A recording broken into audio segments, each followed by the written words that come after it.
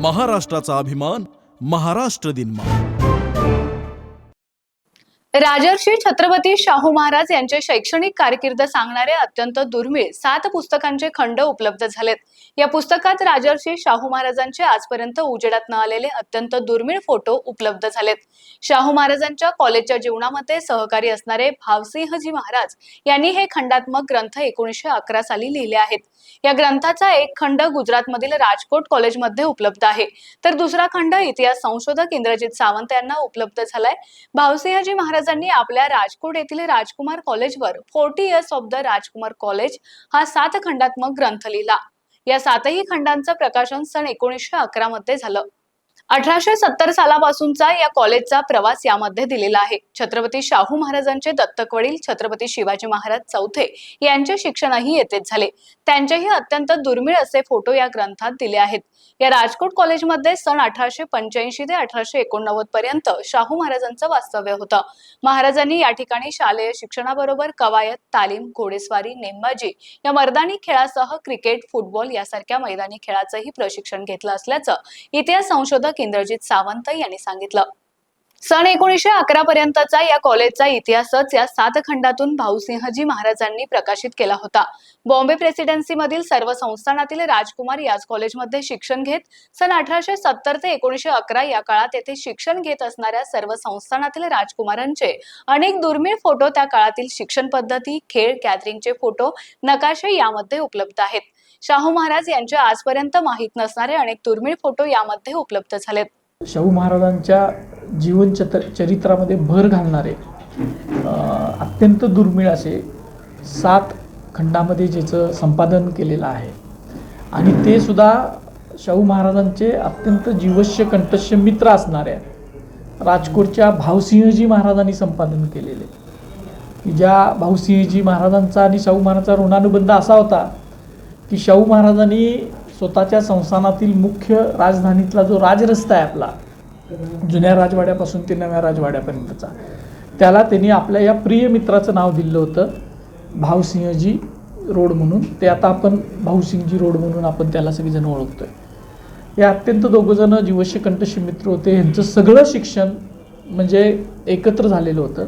अशा व्यक्तीनं संपादन कंपाइल्ड केलेलं, एडिटेड आणि कंपाइल्ड केलेलं हे ग्रंथांचे 7 खंड आहेत, की जे 1911लाच प्रकाशित झालेले आहेत। म्हणजे हे आत्ता नंतर झालेले नाही आहेत। हे शाहू महाराजांच्या हयातीतच आणि भावसिंहजी महाराजांच्या हयातीतच हे 1911ला प्रकाशित झालेले खंड, जे माझ्या माहितीप्रमाणे आपल्या कोल्हापूरमधल्या कुठल्याही ग्रंथालयांमध्ये ते उपलब्ध नाही आहे।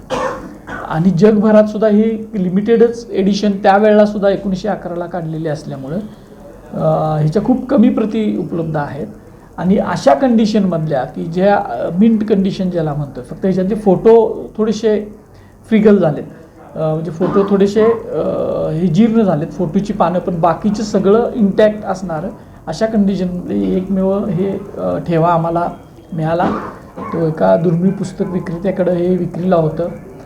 आम्ही त्याच्यासंग व्यवहार केला आणि तो आमच्याकडे आला आहे। आता ते शाहू जयंतीच्या मुहूर्तावर कोल्हापुरामध्ये येतं आहे, त्याचा आम्हाला विशेष आनंद आहे। आणि या ग्रंथाचं वैशिष्ट्य असं आहे की या ग्रंथाचं जे म्हणजे जी काही ग्रंथ आहेत 7ही खंड, या 7ही खंडामध्ये शाहू महाराजांची शिक्षणाच्या त्यावेळीची अनेक दुर्मिळ छायाचित्र आहेत।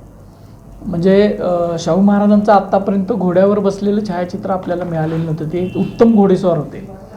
म्हणजे असं म्हणतात की ते कोल्हापूरहून महाबळेश्वरला 6 तासात जायचे, तर त्यांचं घोड्यावर बसलं ते चांगले पिक स्टिकर होते। म्हणजे पिक स्टिकिंगचा जो गेम असतो त्याच्यामधले ते चांगले नामवंत खेळाडू होते, पोलोमधले नामवंत खेळाडू होते, पण त्यांचं घोड्यावर बसलेलं छायाचित्र उपलब्ध नव्हतं। ती छायाचित्रसुद्धा याच्यामध्ये उपलब्ध आहेत।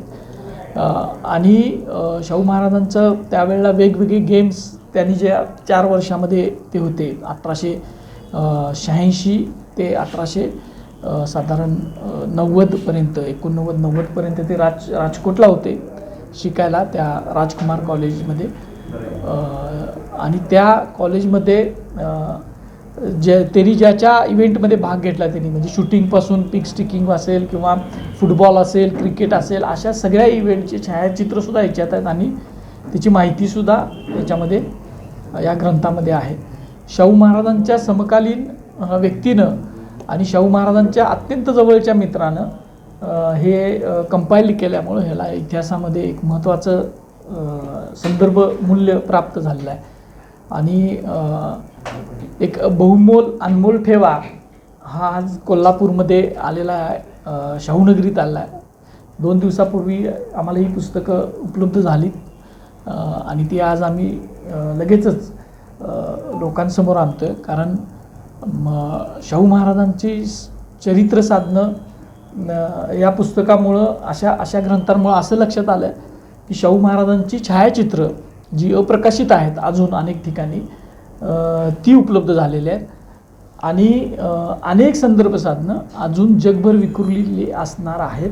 आणि या पुस्तकांच्या उपलब्धीमुळं त्या नव्यानं शाहू महाराजांच्या छायाचित्रांच्या संग्रहासाठी आणि संदर्भ साधनांसाठी चालना मिळेल